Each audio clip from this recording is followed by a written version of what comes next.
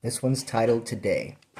There comes a moment when waiting to make changes to behaviors stops feeling like something I am okay with and starts feeling like a slow betrayal.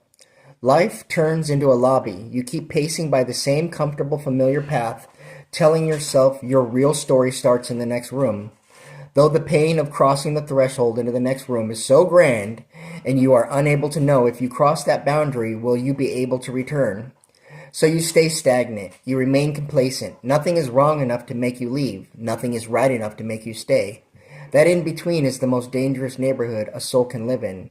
I spent years in an almost state of mind, almost changing, almost committing, almost becoming someone better than I was yesterday. I was calling it preparation, but it was a padded cell lined with possibly tomorrow, spoken softly to myself, with that caring, concerned voice for myself not to do something I'll regret. Truth was, tomorrow was a soft prison for today. It does not sting like failure. It does not stretch you like effort. It's a promise to the world you haven't broken yet. It just rocks you to sleep whispering, "We will later." Later is a quiet factory where regret is made on a long assembly line. I pray we all realize we don't need more time, because time is the most valuable thing we are given in life. We can't get it back once it's spent, and we can't purchase or work for more. No one is promised a tomorrow. That's why today is so important.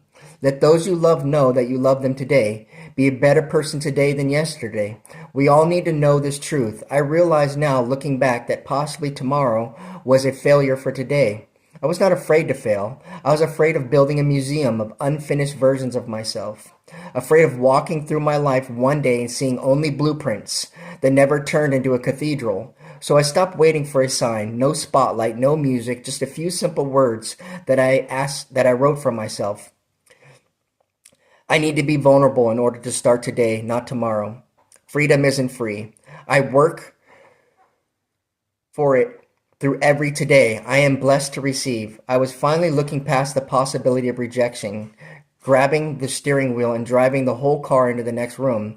Even if my voice cracked and my hands were sweaty and I was trying to convince myself to go back to the familiar. But the moment after I asked for help for somebody and they said yes was the first today with success in a very long time.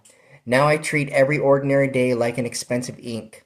I do not write eventually in the margins anymore. I do my best not to let my thoughts drift, but I know I am powerless over the first thought. How I react after that first thought, well, that is a game changer. This is not a rehearsal. This is my life today that I am living in. This is the tattooed truth. Thank you.